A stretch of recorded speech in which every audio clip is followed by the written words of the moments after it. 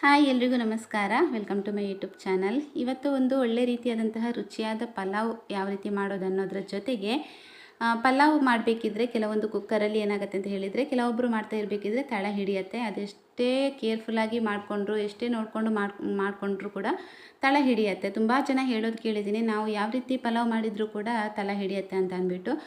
ತುಂಬ ಸಿಂಪಲ್ ಆದಂತಹ ಟಿಪ್ಸ್ನ ಒಂದು ಫಾಲೋ ಮಾಡಿದರೆ ಖಂಡಿತವಾಗ್ಲೂ ಚೂರೂ ಕೂಡ ಈ ಪಲಾವ್ ಏನಿದೆ ನೋಡಿ ತಳ ಹಿಡಿಯಲ್ಲ. ಸೊ ಇವತ್ತು ರುಚಿಯಾದ ಪಲಾವ್ ಜೊತೆಗೆ ಆ ಒಂದು ಟಿಪ್ಸ್ನ ನಿಮಗೆ ಹೇಳ್ತೀನಿ ಕೇಳಿ.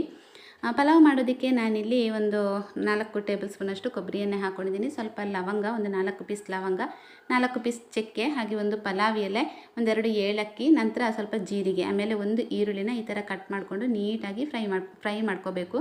ಈ ಈರುಳ್ಳಿ ಚೆನ್ನಾಗಿ ಫ್ರೈ ಆಗಬೇಕು, ಈ ಥರ ಬ್ರೌನ್ ಕಲರ್ಗೆ ಬರಬೇಕು. ಅಲ್ಲಿ ತನಕ ಇದನ್ನು ಫ್ರೈ ಮಾಡ್ತಾನೆ ಇರಬೇಕಾಗತ್ತೆ. ನಂತರ ಇದಕ್ಕೆ ನಾನು 1 ಸ್ಪೂನ್ನಷ್ಟು ಶುಂಠಿ ಬೆಳ್ಳುಳ್ಳಿ ಪೇಸ್ಟ್ ಹಾಕ್ತಾಯಿದ್ದೀನಿ. ಹಾಕಿಬಿಟ್ಟು ಇವಾಗ ಇದನ್ನು ವಾಪಸ್ ಹಸಿ ವಾಸನೆ ಹೋಗೋ ತನಕ ಇದನ್ನು ಫ್ರೈ ಮಾಡ್ತಾ ಇರಬೇಕು. ಹಾಗೆ ಶುಂಠಿ ಬೆಳ್ಳುಳ್ಳಿ ಪೇಸ್ಟ್ ಚೆನ್ನಾಗಿ ಫ್ರೈ ಆಗಿದೆ ಅಂತ ಅಂದಾಗ, ಹಸಿ ವಾಸನೆ ಎಲ್ಲ ಹೋಗಿದೆ ಅಂತ ಅಂದಾಗ ಇಲ್ಲಿ ನೀವು ತರಕಾರಿ ಸೇರಿಸ್ಕೋಬೇಕು. ತರಕಾರಿ ನಾನಿಲ್ಲಿ ಕ್ಯಾರೆಟ್ ಮತ್ತು ಬೀನ್ಸ್ ಮಾತ್ರ ಹಾಕ್ಕೊಂಡಿರೋದು. ನೀವು ನಿಮ್ಮ ಇಷ್ಟ ಯಾವ ತರಕಾರಿ ನೀವು ಹಾಕಿ ಪಲಾವ್ ಮಾಡ್ತೀರಾ ಆ ತರಕಾರಿಗಳನ್ನು ಹಾಕ್ಕೊಳ್ಳಿ. ಆಲೂಗಡ್ಡೆ ಸೇರಿಸ್ಬೋದು, ಬಟಾಣಿ ಸೇರಿಸ್ಕೋಬೋದು, ಹಾಗೆ ಕೆಲವೊಬ್ಬರು ಕಾಲಿಫ್ಲವರ್ ಸೇರಿಸ್ತಾರೆ, ಅದನ್ನು ಸೇರಿಸ್ಕೋಬೋದು. ಅದು ನಿಮ್ಮ ಇಷ್ಟ ಅಂತ ಹೇಳ್ತೀನಿ. ಯಾವುದನ್ನು ಬೇಕಾದರೂ ಸೇರಿಸ್ಕೋಬೋದು. ನಾನು ಇಲ್ಲಿ ಕ್ಯಾರೆಟ್ ಮತ್ತು ಬೀನ್ಸ್ ಮಾತ್ರ ಹಾಕಿ ಮಾಡ್ತಾ ಇರುವಂತಹ ಪಲಾವ್ ಇದು. ಹಾಗೆ 1 ಟೀ ಸ್ಪೂನಷ್ಟು ಅರಿಶಿನ ಪೌಡರ್ ಸೇರಿಸ್ಕೊಂಡಿದ್ದೀನಿ, 1 ಟೇಬಲ್ ಸ್ಪೂನಷ್ಟು ಗರಂ ಮಸಾಲ ಪೌಡರ್, ಹಾಗೆ 1-1.5 ಟೇಬಲ್ ಸ್ಪೂನಷ್ಟು ಇಲ್ಲಿ ನಾನು ಚಿಲ್ಲಿ ಪೌಡರ್ನ ಸೇರಿಸ್ಕೊಂಡಿದ್ದೀನಿ. ತುಂಬ ಸಿಂಪಲ್ಲಾಗಿ ಮಾಡುವಂತಹ ಪಲಾವ್ ಇದು. ಬೇಗನೆ ಆಗೋಗುತ್ತೆ, ಕ್ವಿಕ್ಕಾಗಿ ನಿಮಗೆ ಲಂಚ್ ಬಾಕ್ಸಿಗಿಲ್ಲ ಅಂತ ಹೇಳಿದರೆ ಬೆಳಿಗ್ಗೆ ಬ್ರೇಕ್ಫಾಸ್ಟಿಗೆಲ್ಲ ಇದನ್ನು ಮಾಡ್ಬೋದು. ಅದನ್ನು ಹಾಕಿಬಿಟ್ಟು ಮಸಾಲ ಪೌಡರ್ಗಳನ್ನು ಹಾಕಿ ಸ್ವಲ್ಪ ಫ್ರೈ ಮಾಡಿಕೊಂಡು ನಂತರ ಕೊತ್ತಂಬರಿ ಸೊಪ್ಪು ಹಾಕ್ಕೋಬೇಕು. ಅಕ್ಕಿನ ನಾನು ಅರ್ಧ ಗಂಟೆ ಮೊದಲೇ ನೀರಲ್ಲಿ ನೆನೆಸಿಟ್ಟಿದ್ದೀನಿ. ಸೋನಾ ಮಸೂರಿ ರೈಸ್ ತೊಗೊಂಡಿದ್ದೀನಿ. ಎಷ್ಟು ತೊಗೊಂಡಿದ್ದೀನಿ ಅಂತ ಹೇಳ್ತೀನಿ ನಾನು. ಅರ್ಧ ಗಂಟೆಗಿಂತ ಮೊದಲು ನೀರಲ್ಲಿ ನೆನೆಸಿಟ್ಟು ಯಾವಾಗಲೂ ನಾವು ಪಲಾವ್ ಮಾಡಬೇಕು. ಅದು ತುಂಬಾ ಒಂಥರ ಸ್ಮೂತಾಗಿ ಬರುತ್ತೆ. ಈ ಪಲಾವ್ ರೈಸ್ ಇರುತ್ತೆ ನೋಡಿ, ಸ್ವಲ್ಪ ಹಾರ್ಡ್ ಥರ ಅನಿಸಲ್ಲ, ತುಂಬ ಸಾಫ್ಟಾಗಿರುತ್ತೆ, ತುಂಬ ಚೆನ್ನಾಗಿರುತ್ತೆ ತಿನ್ನೋದಕ್ಕೆ. ನಂತರ ಈ ಗ್ಲಾಸ್ನಲ್ಲಿ ನಾನು 1.5 ಗ್ಲಾಸ್ನಷ್ಟು ನಾನು ಅಕ್ಕಿ ತೊಗೊಂಡಿದ್ದೆ, ಸೇಮ್ ಇದೇ ಗ್ಲಾಸ್. ನಂತರ ನಾನಿಲ್ಲಿ 1.5 ಗ್ಲಾಸ್ ಅಕ್ಕಿಗೆ ನಾವಿವಾಗ ಮಾಮೂಲಿಯಾಗಿ ಎಷ್ಟು ಹಾಕ್ತೀವಿ ಅಂತ ಹೇಳಿದರೆ 3 ಗ್ಲಾಸ್ ನೀರು ಹಾಕ್ತೀವಲ್ವ. ನಾನು 3 ಗ್ಲಾಸ್ ನೀರು ಹಾಕಿಬಿಟ್ಟು ಅರ್ಧ ಗ್ಲಾಸ್ ನೀರನ್ನು ಎಕ್ಸ್ಟ್ರಾ ಹಾಕ್ಕೋತಾ ಇದ್ದೀನಿ. ಇದು ಯಾಕೆ ಅಂತ ಹೇಳಿದರೆ ನಾವು ತರಕಾರಿ ಹಾಕ್ಕೊಂಡಿರ್ತೀವಲ್ವ, ಅದಕ್ಕೆ ಅಂತ ಅಂದ್ಬಿಟ್ಟು ಈಗ ಅರ್ಧ ಗ್ಲಾಸ್ ಎಕ್ಸ್ಟ್ರಾ ಹಾಕ್ತೀನಿ. ಯಾವಾಗಲೂ ಅಷ್ಟೇ ಪಲಾವ್ ಮಾಡಬೇಕಿದ್ರೆ ನಾನು ಅರ್ಧ ಗ್ಲಾಸ್ ನೀರು ಎಕ್ಸ್ಟ್ರಾ ಸೇರಿಸ್ತೀನಿ. ಇದರಿಂದ ಸ್ವಲ್ಪ ಕೂಡ ತಳ ಹಿಡಿಯಲ್ಲ. ನೀವು 3 ಗ್ಲಾಸ್ ಹಾಕಿದರೆ ಖಂಡಿತವಾಗ್ಲೂ ತಳ ಹಿಡಿಯುತ್ತೆ. ನಂತರ ಇದಕ್ಕೆ ಇವಾಗ ಬೇಕಾದಷ್ಟು ಸ್ವಲ್ಪ ಉಪ್ಪು ಹಾಕ್ಕೊಂಡಿದ್ದೀನಿ. ರುಚಿಗೆ ಎಷ್ಟು ಬೇಕೋ ಅಷ್ಟು ಉಪ್ಪು ಹಾಕ್ಕೊಂಡಿದ್ದೀನಿ. ಹಾಕಿಬಿಟ್ಟು ಇದನ್ನು ಇವಾಗ ಹಾಗೇ ಬಿಡ್ತೀನಿ. ಇದೇನಾಗಬೇಕು ಅಂತ ಹೇಳಿದರೆ ಚೆನ್ನಾಗಿ ಕುದಿಬೇಕು. 2 ಟಿಪ್ಸ್ ನೀವು ಫಾಲೋ ಮಾಡಬೇಕು ತಳ ಹಿಡಿಬಾರ್ದು ಅಂತ ಹೇಳಿದರೆ. ಒಂದು, ಅರ್ಧ ಗ್ಲಾಸ್ ನೀವು ನಿಮ್ಮ ಅಕ್ಕಿಯ ಕ್ವಾಂಟಿಟಿಗೆ ಎಷ್ಟು ನೀರು ಹಾಕ್ತೀರಲ್ವ ಅದಕ್ಕಿಂತ ಸ್ವಲ್ಪ ಅರ್ಧ ಗ್ಲಾಸ್ ನೀರು ಜಾಸ್ತಿ ಹಾಕಬೇಕು. ಇನ್ನೊಂದು ಟಿಪ್ಸ್ ಅಂತ ಹೇಳಿದರೆ ಇದನ್ನು ಚೆನ್ನಾಗಿ ಕುದಿಸಬೇಕು. ಡೈರೆಕ್ಟಾಗಿ ನೀವು ನೀರು ಹಾಕಿ ಮುಚ್ಚಿದ್ರೆ ಅದೇ ರೀಸನ್, ಇನ್ನೇನು ರೀಸನ್ ಇಲ್ಲ. ತಳ ಹಿಡಿಯೋದಕ್ಕೆ ಮೇಯ್ನ್ ರೀಸನ್ ಅಂತ ಹೇಳಿದರೆ ಅಕ್ಕಿ ನೀರೆಲ್ಲ ಹಾಕಿಬಿಟ್ಟು ಆವಾಗಲೇ ನಾವು ಮುಚ್ಚೋದು. ಆವಾಗ ಏನಾಗುತ್ತೆ ಅಂತ ಹೇಳಿದರೆ ಕಂಪ್ಲೀಟಾಗಿ ಸೀದೋಗುತ್ತೆ, ತಳ ಹಿಡಿಯುತ್ತೆ ಅಂತಲೇ ಹೇಳ್ಬೋದು. ಇವಾಗ ಇಲ್ಲಿ ನೋಡ್ತಾ ಇರ್ಬೋದು ಚೆನ್ನಾಗಿ ಕುದಿಬೇಕಿದ್ದು, ಅದನ್ನು ಹಾಗೆ ಬಿಟ್ಟಿದ್ದೀನಿ.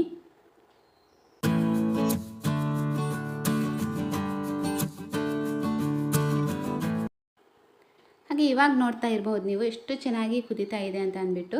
ಈ ಟೈಮ್ನಲ್ಲಿ ನೀವು ಇದಕ್ಕೆ ಮುಚ್ಚಬೇಕು. ಇದನ್ನು ನೆನ್ಪಿಟ್ಕೊಳ್ಳಿ, ಯಾರು ಮರಿಬೇಡಿ. ಪಲಾವ್ ಮಾಡ್ತಾ ಇರಬೇಕಿದ್ರೆ ಇದೇ ಟಿಪ್ಸ್ನ ನೀವು ಫಾಲೋ ಮಾಡಿಕೊಂಡು ಪಲಾವ್ ಮಾಡಿ ನೋಡಿ, ಖಂಡಿತವಾಗ್ಲೂ ಅದು ತಳ ಹಿಡಿಯಲ್ಲ ಅಂತಲೇ ಹೇಳ್ತಾ ಇದ್ದೀನಿ ನಾನು.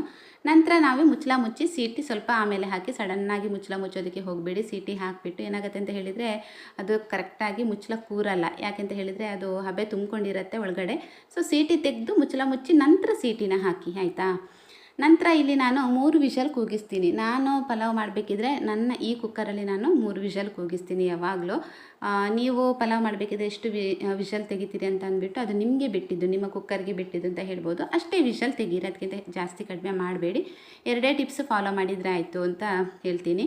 ನಂತರ ಇಲ್ಲಿ ಇವಾಗ ತೋರಿಸ್ತಾ ಇದ್ದೀನಿ, ಮುಚ್ಚಳ ತೆಗೆದಿದ್ದೀನಿ ನೋಡಿ. ಮುಚ್ಚಳ ತೆಗೆದ್ಬಿಟ್ಟು ನಿಮಗೆ ಕರೆಕ್ಟಾಗಿ ತೋರಿಸ್ತಾ ಇದ್ದೀನಿ, ನೋಡ್ತಾ ಇರ್ಬೋದು ನೀವು.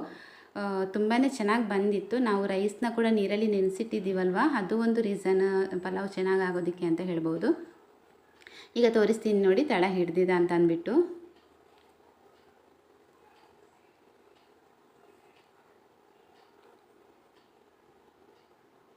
ಒಂದು ಸೈಡಿಂದ ತೋರಿಸ್ತೀನಿ. ನೋಡ್ತಾ ಇರ್ಬೋದು ನೋಡಿ, ಸ್ವಲ್ಪ ಕೂಡ ತಳ ಹಿಡಿದಿಲ್ಲ ನೋಡಿ.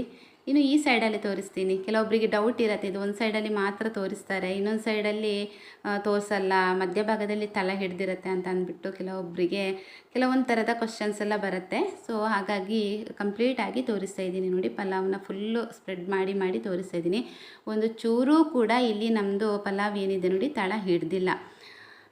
ಈ ಟಿಪ್ಸ್ನ ನೀವು ಫಾಲೋ ಮಾಡ್ಕೋಬೋದು. ನೀವು ಯಾವಾಗಲೂ ಈ ಥರ ಪಲಾವ್ ಮಾಡಬೇಕಿದ್ರೆ, ಪಲಾವ್ ಮಾತ್ರ ಅಂತಲ್ಲ, ಅಂದರೆ ಕೆಲವೊಂದು ರೈಸ್ ಐಟಮ್ಸ್ಗಳನ್ನು ನಾವು ಮಾಡ್ತೀವಲ್ವ ಕುಕ್ಕರಲ್ಲಿ, ಆ ಥರ ಮಾಡಬೇಕಾದ್ರೆ, ಇಲ್ಲಾಂದರೆ ಬರೀ ವೈಟ್ ರೈಸ್ ಕೆಲವೊಂದು ಸಲ ಊಟ ಮಾಡೋದಕ್ಕೆ ನಾವು ಮಾಡ್ತೀವಿ, ಅದನ್ನು ಮಾಡಬೇಕಿದ್ರೂ ಅಷ್ಟೇ ಇದೇ ಟಿಪ್ಸ್ನ ಫಾಲೋ ಮಾಡೋದು ಅಷ್ಟೇ.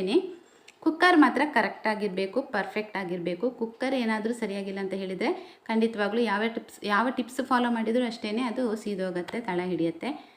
ಇಲ್ಲಿ ನೋಡ್ತಾ ಇರ್ಬೋದು ಎಷ್ಟು ಚೆನ್ನಾಗಿ ಪಲಾವ್ ಬಂದಿದೆ ಗೊತ್ತಾ, ಜ್ಯೂಸಿಯಾಗಿ. ಸ್ವಲ್ಪ ನೀರು ಕೂಡ ಜಾಸ್ತಿ ಹಾಕ್ಕೊಂಡಿದ್ದೆ ಅಲ್ವಾ, ಜ್ಯೂಸಿಯಾಗಿ ತುಂಬಾ ಚೆನ್ನಾಗಿ ಬಂದಿತ್ತು ಅಂತ ಹೇಳ್ತಾ ಇದ್ದೀನಿ. ಓಕೆ ಸ್ನೇಹಿತರೆ, ಇದೊಂದು ವಿಷಯನ ನಿಮಗೆ ತಿಳಿಸ್ಬೇಕಿತ್ತು. ನನಗೆ ತುಂಬ ಜನ ಹೇಳ್ತಾ ಇದ್ರು, ನಮ್ಮದು ಪಲಾವ್ ಮಾಡಬೇಕಿದ್ರೆ ಈ ರೀತಿ ಸೀದೋಗುತ್ತೆ, ತಳ ಹಿಡಿಯುತ್ತೆ, ಯಾವ ಥರ ಮಾಡಿದರೂ ಚೆನ್ನಾಗಿ ಬರಲ್ಲ ಅಂತ ಅಂದ್ಬಿಟ್ಟು. ಅದಕ್ಕೋಸ್ಕರ ಒಂದು 2 ಟಿಪ್ಸ್ನ ನಾನು ನಿಮಗೆ ಹೇಳಿದ್ದೀನಿ. ಈ ಟಿಪ್ಸ್ನ ಫಾಲೋ ಮಾಡಿಕೊಂಡು ನೀವು ನೆಕ್ಸ್ಟ್ ಟೈಮ್ ಮಾಡಬೇಕಿದ್ರೆ ಒಂದು ಸಲ ಮಾಡಿ. ಕುಕ್ಕರ್ ಮಾತ್ರ ಸರಿಯಾಗಿರಬೇಕು, ಯಾವುದೇ ರೀತಿಯಾದಂತಹ ಪ್ರಾಬ್ಲಮ್ಸ್ ಎಲ್ಲ ಇರಬಾರ್ದು ಕುಕ್ಕರಲ್ಲಿ, ಅಷ್ಟಿದ್ದರೆ ಸರಿಯಾಗತ್ತೆ. ಓಕೆ, ಇವತ್ತಿನ ಒಂದು ವಿಡಿಯೋ ನಿಮಗೇನಾದರೂ ಯೂಸ್ಫುಲ್ ಅಂತ ಅನಿಸಿದರೆ ಈ ವಿಡಿಯೋಗೊಂದು ಲೈಕ್, ಶೇರ್, ಕಮೆಂಟ್ ಮಾಡಿ. ಹಾಗೆ ಸಬ್ಸ್ಕ್ರೈಬ್ ಮಾಡದೇ ಇರೋರು ಸಬ್ಸ್ಕ್ರೈಬ್ ಮಾಡ್ಕೊಂಡು ನೋಡಿ. ಸಿಗ್ತೀನಿ ನೆಕ್ಸ್ಟ್ ವ್ಲಾಗಲ್ಲಿ. ಬಾಯ್.